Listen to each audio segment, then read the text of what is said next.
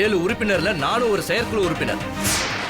6 பேரு கையெழுத்து போட்டு நான் கையெழுத்து போடலனா கூட அந்த தீர்மானம் செல்லாது. இல்லையா செல்லாது? விளக்கண்ண பேசுறான். பேசாம விளக்கண்ண இப்போ ஆள் வந்து ஆடி காமிக்கிறியா? போயா. நான் இந்த எலெக்ஷன்ல நிக்க தான் போறேன். சுயபுத்தியோட நின்று இருந்தேன்னா யார் என்னத்தை கேட்க போறா? சொல்புத்தி கேட்டு பண்ற. இந்த பொண்ணு பாண்டு தூண்டி விடுறா உன்ன. நிக்கிற நீ ஓ. ஆமாங்க, தூண்டி தான் விட்டாங்க.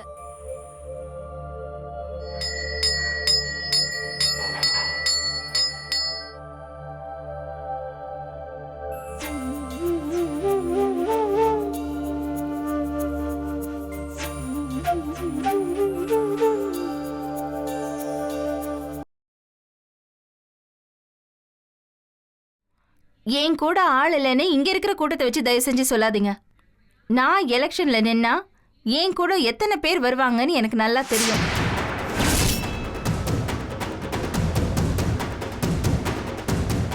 என் கணவர் நிக்க வேண்டிய இடத்துல இப்ப நான் நிக்க போறேன், அவ்வளவுதான். இங்க பாருமா, உங்க புருஷன் கொலை குற்றச்சாட்டு சாட்டப்பட்டிருக்காரு. நீங்க அவரு ரத்த பந்தம், நீங்க எல்லாம் நிக்க முடியாதுமா. தீர்மானமா போட்டு இதை நாங்க நிறைவேற்றி இருக்கோம். இதுக்கு சம்பந்தப்பட்ட யாரும் எலெக்ஷன்ல நிக்க முடியாது, நிக்கவும் கூடாது. இங்க பாருங்க, இந்த ஃபைலை நீங்களே படிச்சு பாருங்க.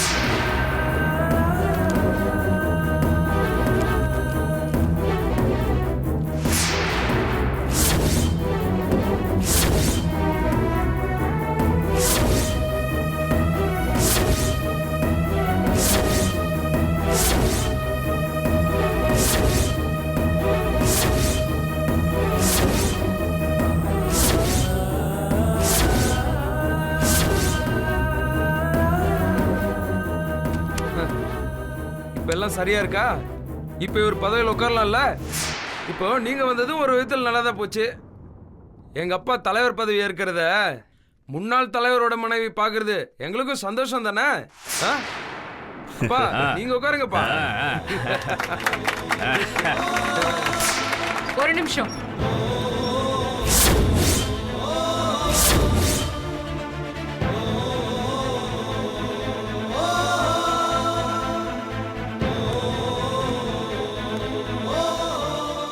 அவங்க முன்னாள் தலைவரோட மனைவி இல்ல, வர எலெக்ஷன்ல நிக்க போற வேட்பாளர். சட்டப்பூர்வமா நீங்க பிரச்சனை பண்ணுவீங்கன்னு தெரிஞ்சுதான் நான் கோர்ட் ஆர்டரோட வந்திருக்கேன். பாருங்க.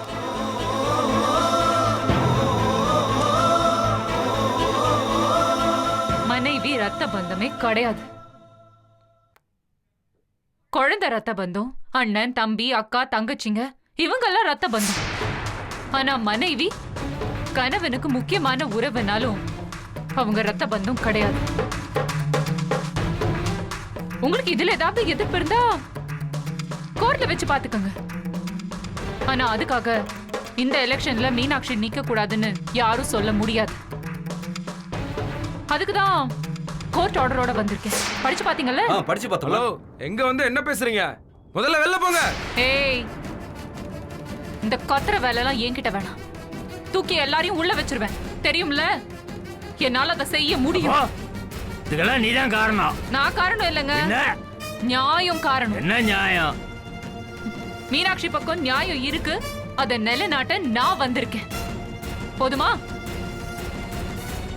இப்போ எல்லாருக்கும் சொல்றேன், மீனாட்சி இந்த சங்க எலெக்ஷன்ல நிக்க உங்களுக்கு எல்லா உரிமையும் இருக்கு.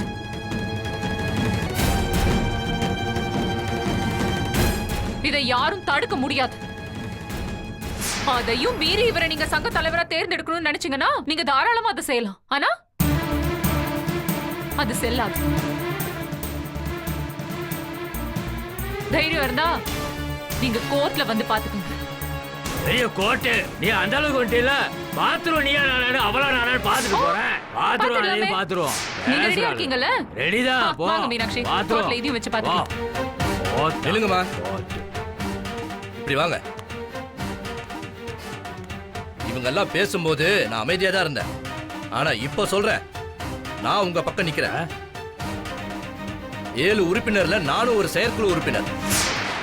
6 பேரு கையெழுத்து போட்டு நான் கையெழுத்து போடலனா கூட அந்த தீர்மானம் செல்லாது. இல்லையா செல்லாது? விளக்கண்ண பேசுறான்.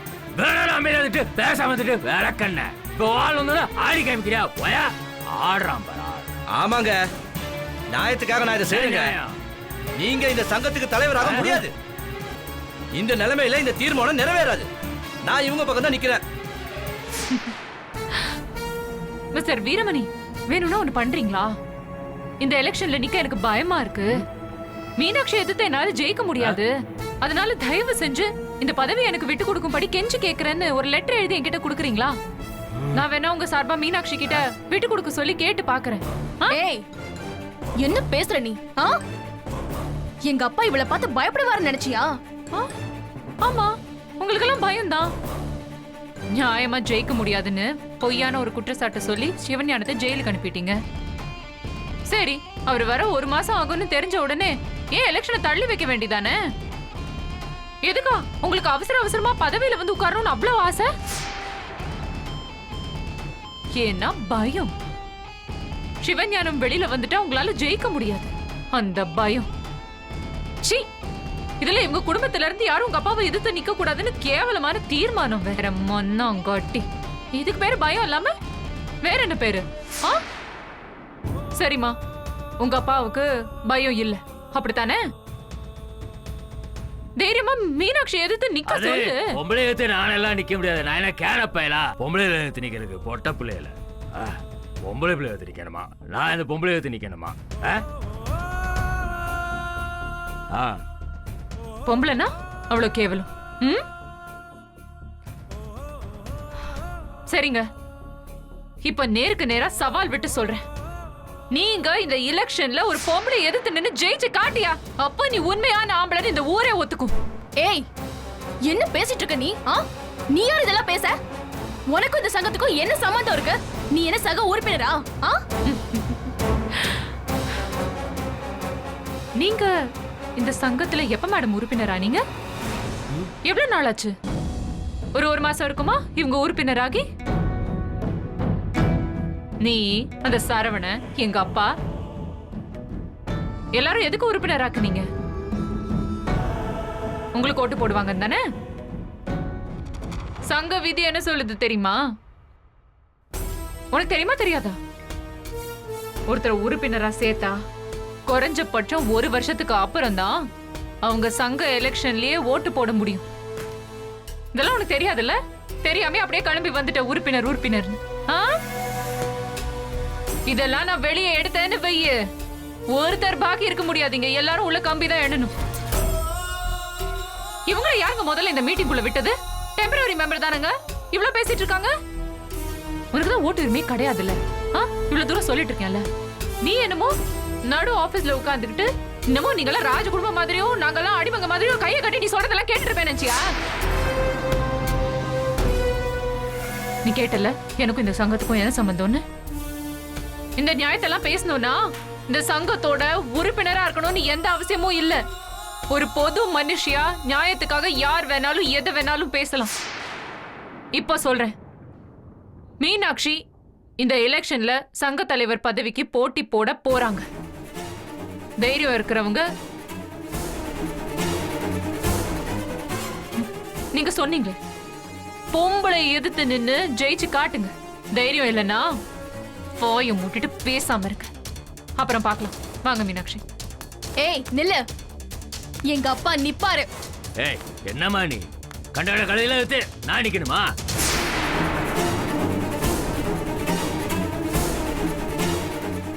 நிக்கணும்பா. என்ன நீ நின்னு நீங்க ஜெயிக்கணும்.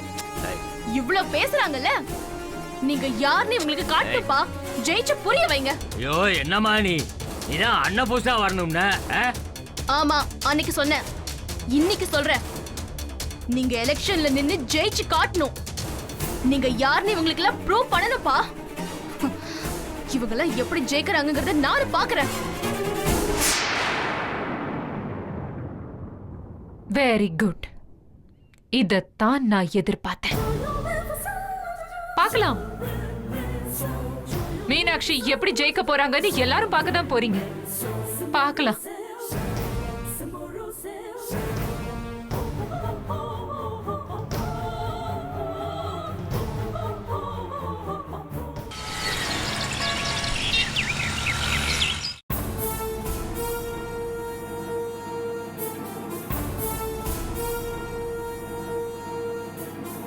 இப்ப இருக்கிற நிலைமைய வச்சு ஒரு தீர்மானத்தை நிறைவேற்றி இருக்கோம். இந்த எலெக்ஷனை வர மாசம் 15ஆம் தேதி நடத்துறதா நாங்க முடிவு பண்ணியிருக்கோம். இந்த வீரமணியும் மீனாட்சியும் நேருக்கு நேரா மோத போறாங்க. இதுல யாருக்காவது மாறுபட்ட கருத்து இருக்கா? இதுல மாற்று கருத்துக்கு என்னையா இருக்கு? அதான் வந்துட்டாங்களே, கோட்டாடோட இந்த அம்மா வந்துட்டாங்களே, பின்ன என்னத்த? அதான் நிக்கணும்னு முடிவு பண்ணிட்டாங்கல்ல. நிக்கட்டும் நிக்கட்டும் நிக்கட்டும் நிக்கட்டும், பாத்துக்கிடுவோம். இதுல மற்ற உறுப்பினர்களுக்கு கருத்து வேறுபாடு எதுவும் இல்லையே?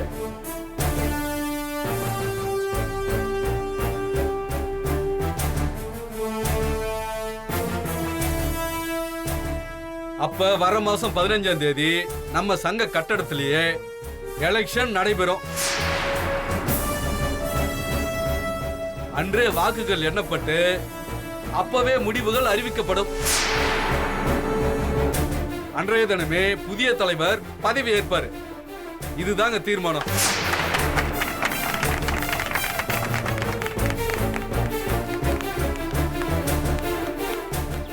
நிலுமா,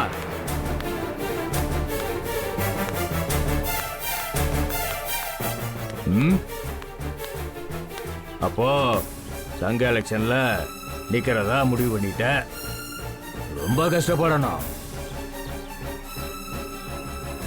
ஆமா, என்ன கஷ்டப்படணும்? இதுக்கு மேல என்னங்க கஷ்டப்படணும் சொல்லுங்க. சம்பாதிச்ச சொத்தை எல்லாம் பிரிச்சு கொடுத்துட்டு எதுவுமே வேண்டான்னு ஒதுங்கி நிக்கிற மனுஷனை சதி பண்ணி நீங்க ஜெயிலுக்கு அனுப்பிட்டீங்க.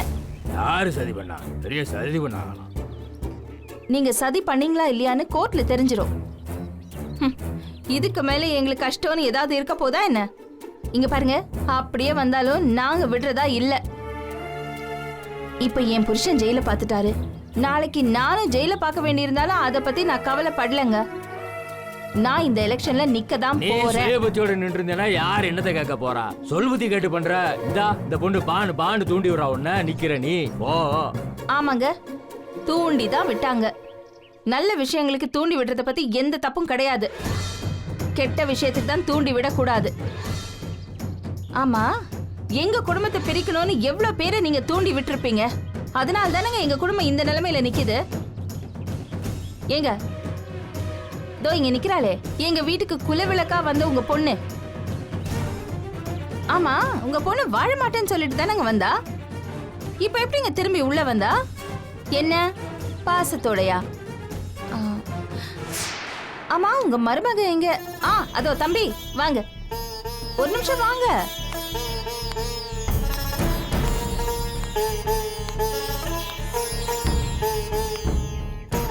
முன்னாடி வாங்க. உங்க மனசாட்சியை தொட்டு சொல்லுங்க. உங்க பொண்டாட்டி உங்க மேல உள்ள பிரியத்தினாலதான் உங்க கூட சேர்ந்து வாழ வந்திருக்காளா? அதுக்குதான் கைராசி குடும்பத்துக்குள்ள வந்திருக்காளா? என்ன பேசவே மாட்டேங்கிறீங்க? எங்க குடும்பத்தை நிர்மூலமாக்கணும், அதுக்கு தானே? என் புருஷனும் அவரோட தம்பிங்களும் எந்த காலத்திலயும் ஒன்னா சேர்ந்து வாழ்ந்துட கூடாது, அதுக்கு தானே இதெல்லாம் நடக்குது. இதெல்லாம் ஏற்கனவே எனக்கு தெரியும். இங்க பாருங்க, இதுக்கு மேல கஷ்டப்படுறதுக்கு எதுவுமே கிடையாதுங்க. இப்ப சொல்றேங்க, இந்த தடவைன்னு இல்ல, இந்த ஜென்மத்துல உங்களால தலைவர் பதவியில இருக்க முடியாது. அத நீ தீர்மானிக்க முடியாது, எலெக்ஷன் தீர்மானிக்கும். எலெக்ஷன் அன்னைக்கு நடக்க போறதுதான் இவங்க சொல்றாங்க. இதுல புதுசா தீர்மானிக்க எதுவும் இல்ல. பானு, இந்த வீட்டு மருமகளா வாழ விருப்பம் இல்லைன்னு சொல்லி ஓடிட்டு இப்ப குடும்பத்துக்கு எடுக்கிற மாதிரி எல்லாத்தையும் பேசக்கூடாது. குடும்பத்தை நான் கெடுக்கிறேன்னா நீ கெடுக்கிறியான்னு எல்லாருக்கும் நல்லா தெரியும். நியாயமா எலெக்ஷன்ல நின்று ஜெயிக்க பாருங்க. அப்படி இல்லைன்னா வாபஸ் வாங்கிட்டு நடைய கட்டுங்க. வாங்க மீனாட்சி.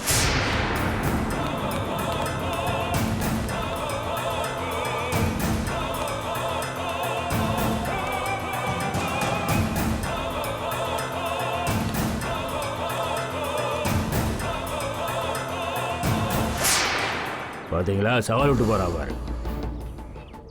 என்ன பண்ணி கிளிக்க போறீங்க? பண்ணுங்க, ஏதாவது முடிவு பண்ணி தொலைங்க. இல்லாட்டினா எனக்கு முடிவு கட்டிடுவாங்க. பொட்ட கழுதைய.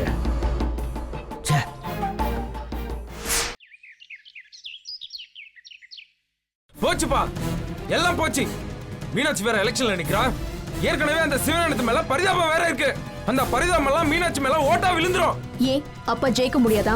நாம ஆசைப்படலாம், ஆனா அதெல்லாம் நடக்கணும்ல.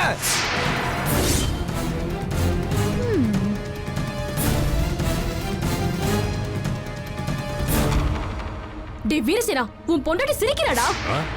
ஏய், என்னடி எங்களெல்லாம் பார்த்தா உனக்கு நக்கலா இருக்கா? உங்க அக்கா எலெக்ஷன்ல என்ன ஜெயிச்சிருவாளா? இல்ல நாங்க தான் ஜெயிக்க விட்டுமா? நடக்கிறது நடந்தேதான் தீரும். அநியாயமா சிவஞான மாமா மேல பழி போட்டீங்கல்ல. ஜெயிலுக்கு அமிச்ச பாவத்துக்கு மீனாட்சி அக்கா ஜெயிக்கிறது தான் பிராய்ச்சித்தம். ஏய், யார் பழி போடுறது? யார் பழி போடுறது? எங்க அண்ணன் சடகோபனை கொண்ட பாவத்துக்கு தான் அந்த ஆள் ஜெயில இருக்காரு. அவர் ஒன்னும் அந்த மாதிரி மனுஷன் கிடையாது. ஏய், உனக்கு எப்படி தெரியும்? உனக்கு எப்படி தெரியும்? நீ என்ன அந்த ஆள் கூட குடும்பம் நடத்திருக்கியா? ஏய் வைஜெயந்தி,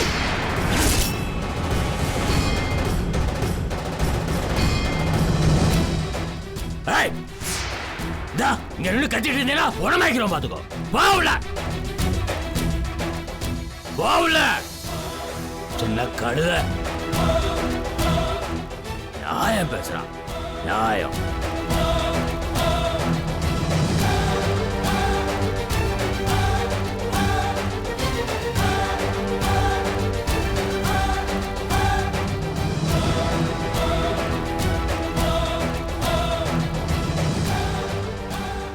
இங்க பாரு வீரசேனா, அந்த மீனாட்சிக்கு ஒரு ஓட்டு கூட விடக்கூடாது. ஆதரவாளர்கள் எல்லாரையுமே நான் சந்திக்கிறேன். இங்க பாரு, ஒவ்வொருத்தரையும் பார்க்கணும். கண்டிப்பா சொல்றேன், அதுக்கு பணம் எவ்வளவு செலவானாலும் சரி, அந்த மீனாட்சிக்கு ஒரு ஓட்டு கூட போகாம நான் அப்பாவை ஜெயிக்க வைக்கணும்.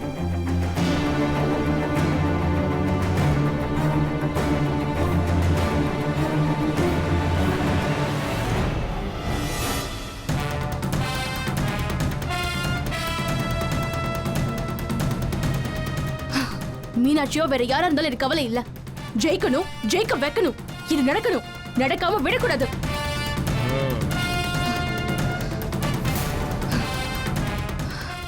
இந்த மாதிரி நம்ம செஞ்சோன்னு வெச்சுக்கோ, அப்பதாண்டா அப்பா கண்டிப்பா ஜெயிப்பாரு. சரியா சொன்ன, நல்ல புத்திசாலித்தனமான யோசனை. எவ்வளவு சொத்து வேணா அழிஞ்சு போகட்டும், என்ன என்ன இலை வேணாலும் நடந்து போகட்டும், எல்லாம் நடக்கணும். ஒரு வழி பண்ணாம விடக்கூடாது. முட்டா பயல்களா, வைஜெயந்தி என்ன சொல்றாளோ, அவ என்ன சொல்றாளோ அதை கேளுங்க வைங்க, அது போதும். ஆமா, அவ்வளவு ஃபாலோ பண்ணுங்க. நடக்கட்டும். சரிப்பா. அப்போ மீனாட்சி சின்ன கழுத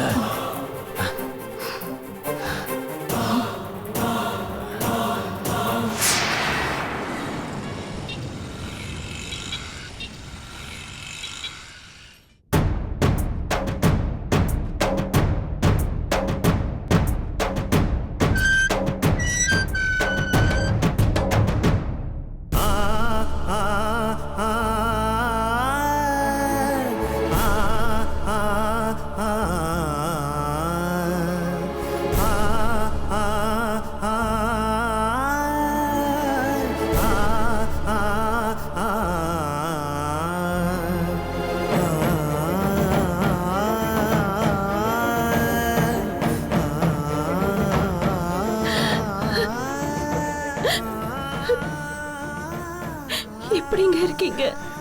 நல்லா இருக்கேன். நீ? எனக்கு என்ன,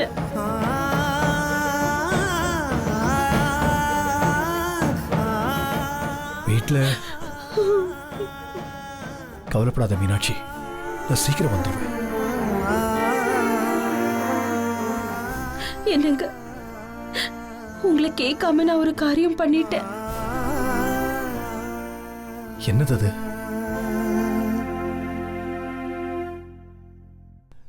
சங்க தேர்தல்ல அந்த வீரமணி எதிர்த்து நான் நிக்கிறேன்.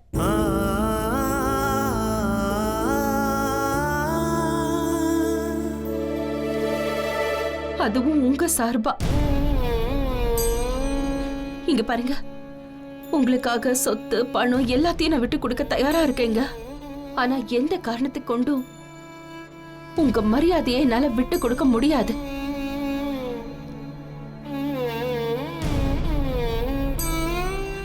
அதை காப்பாத்தணும்னு முடிவு பண்ணி தான் நான் இப்ப நிக்கிறேன். நிக்கலைங்க, நீங்க நிக்கிறீங்க. இந்த சங்கத்தை பொறுத்த வரைக்கும் சிவஞானம் மட்டும்தான் தலைவர் எப்பவுமே. எங்க நான் எதுவும் தப்பா பண்ணிடல? என்னம்மா இப்படி ஒரு மனைவிக்கு நான் எதுவுமே பண்ணலையே.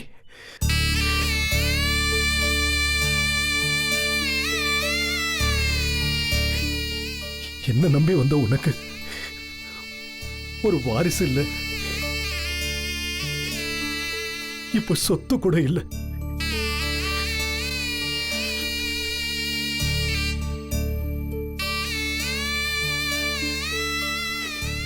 இப்போ நான் கூட இல்லை. ஏங்க ஏன் இந்த மாதிரி பேசுறீங்க? இங்க பாருங்க, நீங்க எப்படியும் சீக்கிரம் வெளியில வந்துருவீங்க. திரும்பவும் கம்பீரமா நீங்க தான் அந்த பதவியில உட்காருவீங்க.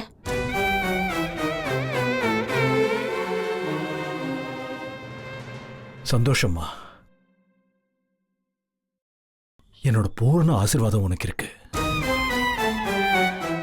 போயிட்டு வாமா, வெற்றி உனக்கு தான்.